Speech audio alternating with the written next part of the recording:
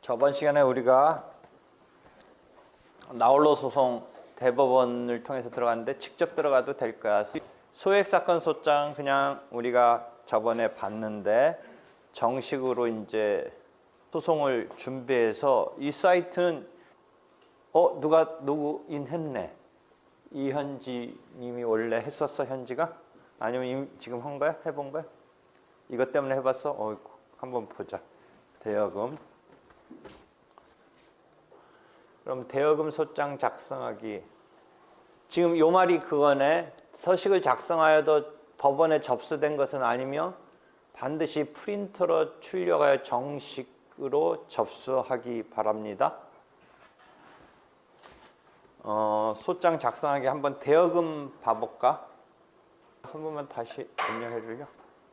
이제 시작을 하는 첫 장면이 소장을 작성해서 제출하는 거니까 이 사이트가 그렇게 구축됐네. 대여금 소장 작성하기. 소장 작성하기. 소송 유형에 맞는 사건을 선택하고 소장 작성하기를 클릭합니다.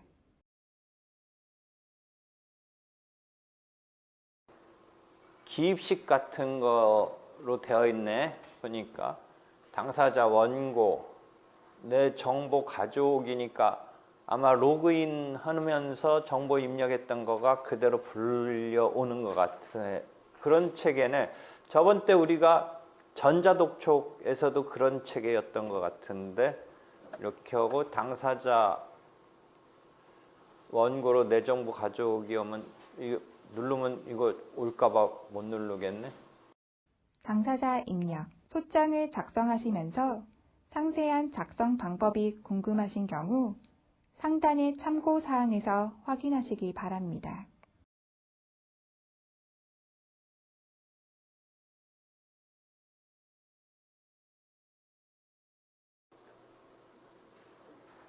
여기 봐. 피고가 법인인 경우는 주식회사 모아 다음에 대표이사 대표자 요게 필요하다라는 거지. 자연인과 틀리지. 자연인은 이름하고 그냥 주소인데 회사의 경우는 회사 주소 요 대표이사 이게 법정 대리인급으로 반드시 기재돼야 된다. 그 설명했던 부분이지. 국가인 경우는 법무부 장관이 이제 소송에 있어서는 법무부 장관이 가장 대표자로서 나오는 거지. 일반 국가 조직으로는 법무부 장관이 서열이 어떤 장관 중에는 제 1순위는 아닐 거야. 아마 하여튼 뭔가 그 서열이 있을 거야. 근데 적어도 이 소송에 관한 경우는 법무부 장관이 대표자로 나오는 거죠. 그다음에 송달 장소를 별도로 이렇게 마련할 수도 있어요. 송달 장소를. 당사자 구분에서 원고, 피고를 선택한 후 이름과 국적 등을 입력합니다. 이때 필수 항목은 모두 입력해 주십시오. 미성년자의 경우 임금 청구의 소송을 제외하고는 법정 대리인이 필요합니다. 주소 입력 시 송달 장소가 별도로 있는 경우 송달 주소를 따로 입력 바랍니다. 이외에 연락처를 입력할 수 있습니다. 당사자별로 입력한 후에는 당사자 저장 버튼을 눌러 당사자 정보를 저장합니다. 회원가입 후 본인이 작성하는 경우 내 정보 가져오기 버튼을 누르시면 당사자 상세 정보를 따로 입력하실 필요가 없습니다. 소장의 경우 작성자는 원고가 되므로 원고 중에서 작성자를 선택하시기 바랍니다.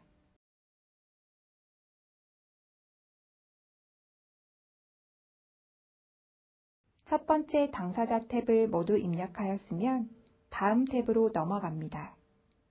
작성 중간에 미리 보기, 임시 저장을 할 수 있습니다.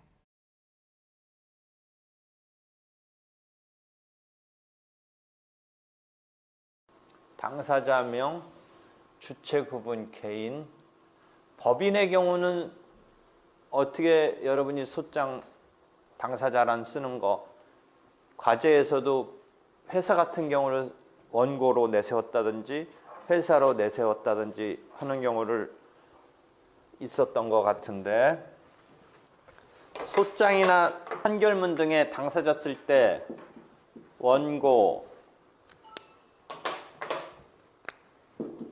피고가, 원고가 예컨대 개인일 때는 김 아무개 아무개 이렇게 써지는데, 만약에 피고는 무슨 주식회사일 때는 법인이 당사자가 되는 경우지, 법인이, 이 경우는 자연인이 당사자가 되는 경우고, 자연인의 경우는 그대로 이름을 쓰고 그 밖에 이제 주소 같은 걸 쓰는 거가 이제 따라오는데, 그 주체로서 자연인이 아니라 법인인 경우는 누가 여기에 반드시 있어야 되냐면 대표자가 나와야 돼요.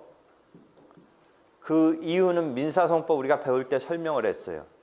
자연인과 법인이라는 주체가 있는데, 법인은 우리가 법적으로 어떤 사람으로서 주체성을 만들어낸 거니까, 실제 법정에서 법인이라는, 자연인과 대칭돼서 법인이라는 것을 우리가 생각해 볼 때 물리적으로 법인이 막 움직여서 온다 이런 개념은 없잖아요, 자연인처럼. 그러니까 법인의 경우는 실제 물리적으로 뭔가 해주는 거는 대표자라는, 사장이라는, 대표이사라는 그런 사람을 통해서 할 수밖에 없죠. 그랬을 때 이 회사와 대표자의 관계를 우리가 무능력자에 대한 법정 대리인처럼 대표자가 여기 반드시 기재돼야 된다, 이런 이야기를 한 바가 있어요. 소장의 필수적 기재사항으로서 당사자로서 무능력자인 경우라면 법정 대리인의 기재가 필요하다라는 게 249조 민사소송법에 있는데, 그 법정 대리인의 기재처럼 대표자가, 물론 회사는 무능력자는 아닌데 실제 물리적인 어떤 소송 행위를 할 수 있느냐 부분에서 우리가 관념적으로 법에 의해서 만들어진 주체니까 물리적으로 못하는 거죠. 소송 행위를 누가 할 수밖에 없냐? 대표자를 통해서 할 수밖에 없다. 그러니까 그 회사의 경우에 대표자라는 기재가 필요하다. 즉 무능력자였을 때 법정 대리인의 기재가 249조 민사소송법에서 필요하다라고 한 것처럼 여기에 대표자가 법정 대리인처럼 필요하다, 이런 거예요. 그래서 그런 이야기를 실제 우리가 어디서 얘기했냐면 64조 민사소송법 등에 가서 보면 회사 등과 같은 이런 경우에는 그 대표자가 법정 대리인에 준해서 취급된다라는 조문이 하나 있을 거예요. 그런 64조 등 249조 등에 따라서 이 경우에는 대표자가, 사장이 같이 필수적으로 기재가 안 되면 안 되는, 틀리는 이런 상황이에요. 그래서 여기에 만약에 법인이면, 이게 개인일 때 법정 대리인이 필요한 경우처럼 법인이면 대표이사가 이렇게 필요한 것처럼 뜨잖아요. 이게 만약 개인인 경우라면 없잖아요. 그 지금 없어지죠. 차이 알겠어요? 여기 지금 법인이 들어가니까 대표자 이렇게 하는 이런 난이 나오는 거죠. 그다음에 주소, 연락처 이런 것 등을 쓰고, 그다음에 피고에게 받을 대여금이니까 1,000만 원이면 1,000만 원, 1억 원이면 1억 원 하면 자동으로 아마 계산되는 것 같은데요. 약정 이자 및 지연 이자를 제한 원금, 그러면 우리가 3,000만 원짜리 한번 써볼까요? 3,000만 원을 만약 하면 인지대가 14만 원이네요. 3,000만 원이면 14만 원. 원래 한 1000분의 5쯤에서 역진으로 줄어든다고 그랬어요. 1,000만 원 1000분의 5, 2,000만 원이면 10만 원, 만약 3,000만 원이면 15만 원인데 조금 줄어들어요. 그러니까 한 14만 원 그런 정도로 조금 역진제라고 그랬죠. 그다음에 송달료는 조금씩 우편요금, 송달이라는 건 또 좀 이따가 이제 배우게 되는데 결국은 우편 집배원을 통해서 우편으로 이렇게 해서 서류가 가는 이 단계에서 우리가 이제 우표 붙이듯이 그 송달료가 한 회분에 얼마씩 계산돼요. 정상적인 우편 요금보다는 조금 비싸요. 지금 한 번 보내는 게 3,000원 얼마로 최근 8월 달에 조금 올렸다. 그것을 내가 어디다 써놨던 것 같은데 그러면 사건에 따라서 소액 사건은 한 몇 번 왔다 갔다 보내야 되냐면 한 당사자별로 해서 한 10번 정도 보낼 거를 해서 예납을 해요. 단독 사건이나 합의 사건은 15번 정도 보낼 거라고 해서 예납을 해요. 물론 다 안 쓰면 나중에 돌려주는데 예납이라는 건 뭐예요? 미리 납부를 해놔야 돼요. 그만큼. 그래서 당사자가 뭐 한 명 한 명씩이라고 쳐보죠. 인지대는 정해졌는데 지금 원고 한 명, 피고 한 명이니까 당사자가 지금 여기 2명으로 일단 되고 지금 현재 3,250원이네요. 그러니까 지금 3천만 원은 단독 사건이니까 15번 정도 걸 내니까 30번에 해당하는 3,250원에 97,500원쯤을 미리 예납해야 되네요. 이해되겠죠? 이건 뭐 애울 성질은 아니고 나도 못 외워요. 뭐 그런 정도의 느낌으로 보는 거지.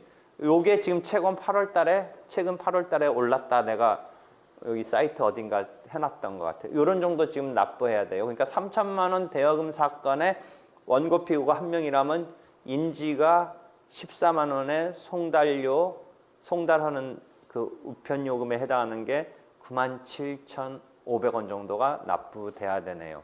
이해됐죠? 자동 계산해 주네요. 그 다음에 청구 취지. 일반적으로 세 부분으로 작성합니다. 1항은 원금 및 약정이자와 지연손해금에 대한 2항은 소송 비용은 피고가 부담한다. 그 다음에 3항은 가집행할 수 있다. 2항 소송 비용과 3항 가집행은 원래 직권으로 하는 것이라서 우리가 배운 이론적으로는 처분권주의와 관련 없이 즉 신청하지 않아도 직권으로 해주는 판결에 나오는 것이긴 하지만 관행적으로 적는다 이런 이야기를 한 바가 있지요. 그렇죠? 그래서 작성 사례가 있네요. 기본령 한번 봐볼까요? 피고는 원고에게 얼마 및 이에 대한 여기가 언제부터겠어요? 약정이자가 없으면 변제기 이후부터 소장 부분 송달일까지는 연 5%에 그 다음날 소장 부분 송달 다음날부터 다 갚는 날까지는 연 20%의 비율에 의한 각 비율에 의한 여기다 각 붙였네요. 왜 각자가 붙었냐면 요 앞에 5%와 여기 20% 두 개 걸린다는 의미죠. 5%의 비율에 의한 그 다음에 20%의 비율에 의한을 이렇게 교집합으로 모아놓으니까 비율에 의한 것은 사실은 여기도 연 5%의 비율에 의한 그 다음 날부터 다 갚는 날까지 연 20%의 비율에 의한 이라고 풀었어도 되는데 그걸 최대한 이렇게 교집합으로 모은 거예요. 그러니까 이 비율에 의한은 사실은 여기도 걸리는 거예요. 연 5%의 비율에 의한. 둘 다에 걸리니까 여기다 각자가 하나 더 추가되는 우리식의 이제 그 쓰는 기법이죠. 그 다음에 소송 비용은 피고의 부담으로 한다. 요새는 피고가 부담한다. 제1항은 가집행할 수 있다. 이런 식으로 되어 있네요. 연대채무의 경우는 어제 우리가 봤는데 피고들은 2명이죠.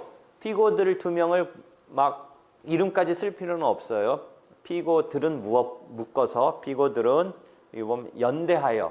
연대하여라는 말을 써야 돼요. 그러니까 연대채무의 경우는. 그래서 이렇게 작성한다 등등 되어 있네요. 그런데 지금 요 자동으로 여기는 이렇게 기입되는 거는 아닌 것 같네요. 제가 찾아서 보면서 요 청구 취지를 해야 될 것 같네요. 복사하기가 있네. 이렇게 하니까 복사하기 하니까 뜨네요. 그죠? 지금 이렇게 해서 뭐 저장을 한다든지. 다음으로 가볼까요?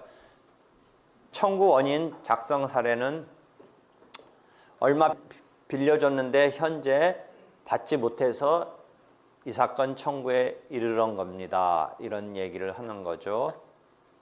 그다음에 다음 입증 방법 입력. 입증 방법과 첨부 서류는 내용이 있는 경우 작성 바랍니다. 증거 서류들의 제목을 갑 제1호 증, 갑 제2호 증 순으로 번호를 붙여가며 작성하면 됩니다. 아래의 작성 사례를 읽어보시고 복사 기능을 이용해 필요한 부분만을 수정하여 작성하실 수 있습니다.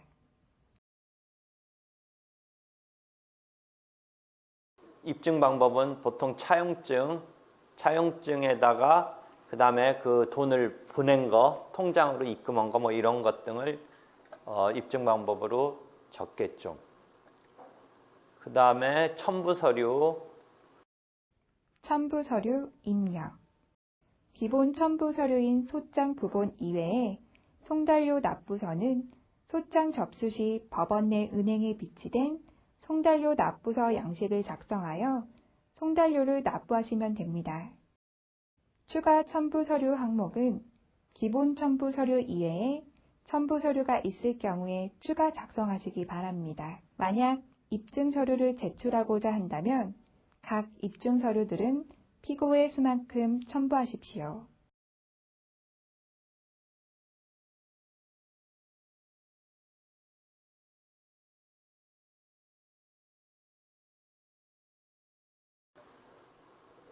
입증 서류 한 통 첨부를 해야 되죠. 입증 서류 몇 통 아까 했던 것을 그대로 두 통이면 두 통, 세 통이면 세 통 붙여야죠. 여기 법인 등기사항 증명서는 입증 방법은 아니고 뭐 때문에 붙여요?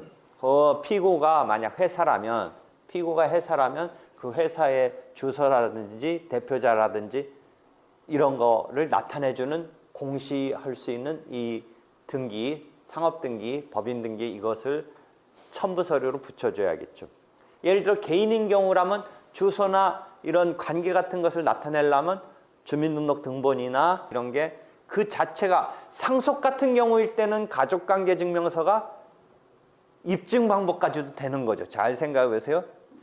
상속 같은 것의 싸움일 때는 그게 뭐 상속받았네, 상속인이네 아니네를 뒷받침하는 거니까 같은 가족관계증명서라도 입증 방법이 되는 건데 보통의 경우는 그런 경우에 주민등록등본 같은 것은 입증 방법이 아니라 그냥 소송을 진행하기 위해서 필요한 첨부 서류에 불과한 거죠. 지금 법인 등기사항 증명서는 그 자체가 돈 빌려준 것 자체하고 관계 있는 입증에 의한 입증 때문에 등장해야 되는 서류가 아니라는 거죠. 요건 다만 첨부는 해줘야 되는 게 요 피고 주식회사의 대표자라든지 그 회사의 어떤 목적이라든지 등등 그다음에 회사의 소재지라든지 이런 거가 여기 피고의 주소 이런 거와 관련돼서 첨부되어야 되겠죠. 그래서 그런 것이 첨부 서류다.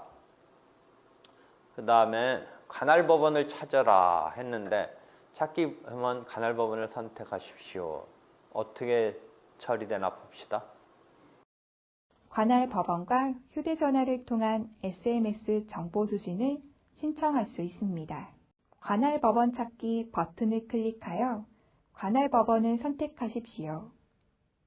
소송 사건의 심급, 합의 관할 법원, 청구 금액을 각각 선택하시기 바랍니다.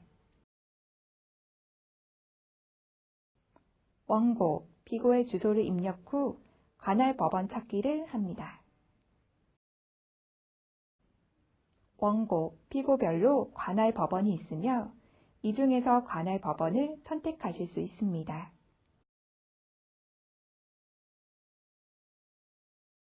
관할 법원을 선택한 후에는 휴대전화를 통한 정보 수신을 원할 경우 신청하시기 바랍니다.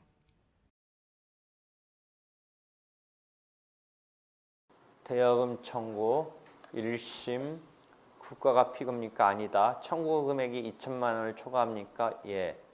원고의 주소지를 입력하세요. 피고 주소지를. 피고가 사업자 주된 사무소 관할의 합의가 여기 관할의 합의가 있었다면 우리가 소송법에서 29조에 합의 관할 거기에다가 낼 수도 있는 거죠. 만약 그게 전속적 합의라면 그 법원에 내야 되죠. 합의가 있었을 때. 근데 여기 그러니까 합의 관할 주소를 입력하고 검색하세요. 이렇게 되어 있네요.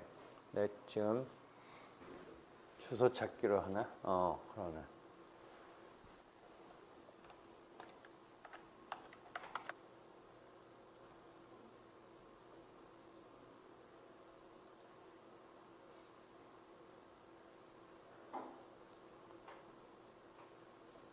원고의 주소지는 서울중앙지방법원. 성북구도 중앙지방법원이네. 성북구는 한참 거긴데도 서울의 동부, 북부, 서부, 남부 중앙지방법원 있는데 성북구네. 성북구도 마포는 서부 확실해. 그건 마포에 서부가 있으니까 있으면서 자기네가 관할 안 하면 그것도 웃기지. 서부지방법원 이렇게 하고 확인을 하면 근데 왜 이 두 개가 딱 떴을까? 대여금에서는 이 피고 주소지에 내는 게 보통 재판적이고 원고 주소지에 내는 것은 재산권상에 관한 의무 이행지로서 특별 재판적으로서 낼 수도 있다. 그 이야기를 한 바가 있죠. 그럼 마감인가? 임시 저장? 서식 작성 중간에 임시 저장이나 미리 보기를 할 수 있으며 모든 내용을 작성한 후에는 작성 완료 버튼을 클릭하시기 바랍니다. 작성 완료 후 출력 버튼을 클릭하시면 바코드가 포함된 소장이 출력됩니다.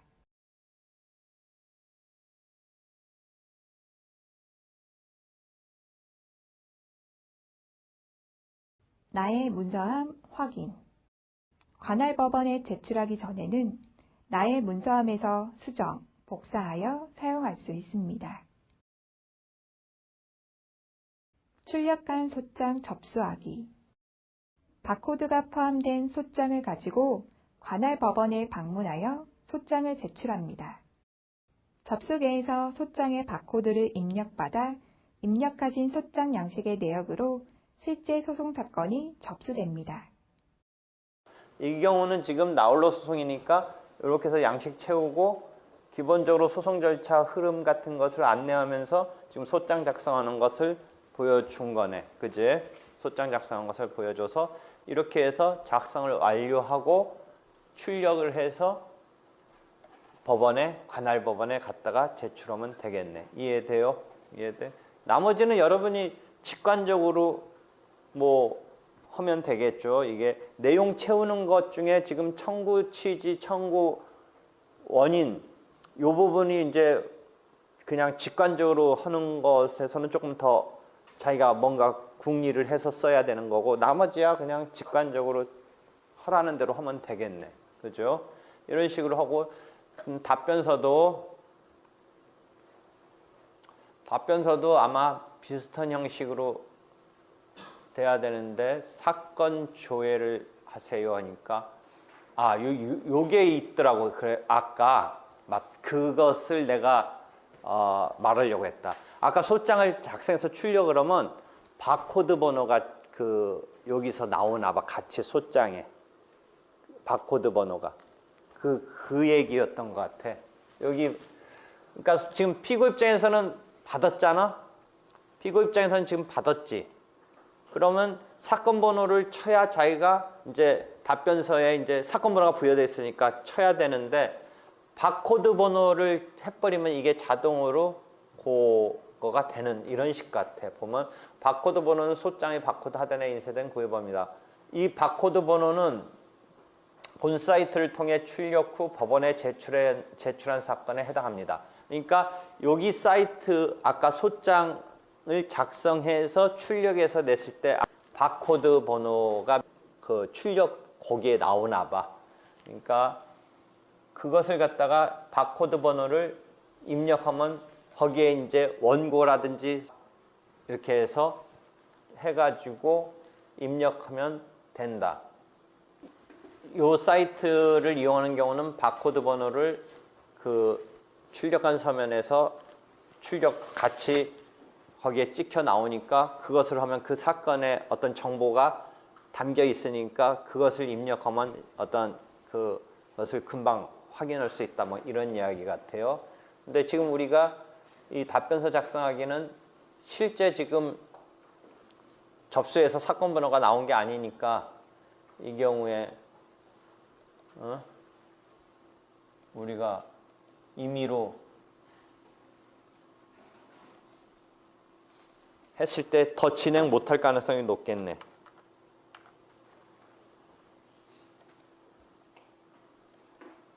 뭔가 못 진행하겠네. 하여튼 이런 식으로 지금 나홀로 소송 사이트가 구성되어 있으니까 상당히 편하게 나홀로 본인 소송을 할 수가 있게 되네요. 그죠?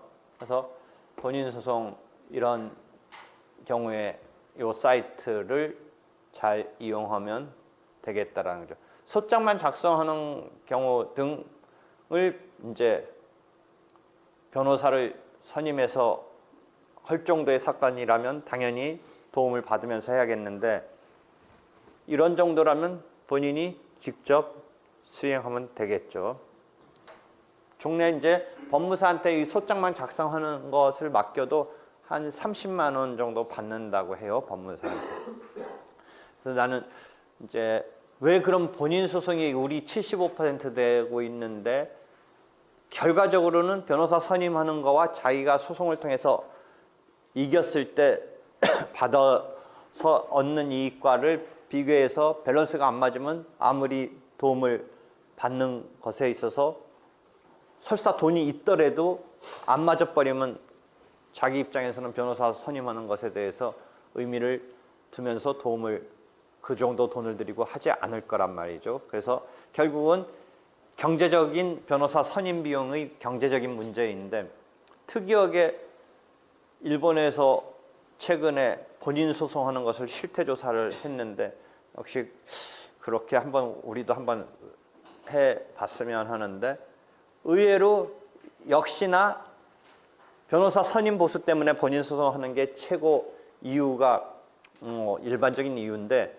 특이하게 원고 측에서 왜 본인 소송을 하느냐에 특이한 이유가 포착됐어요.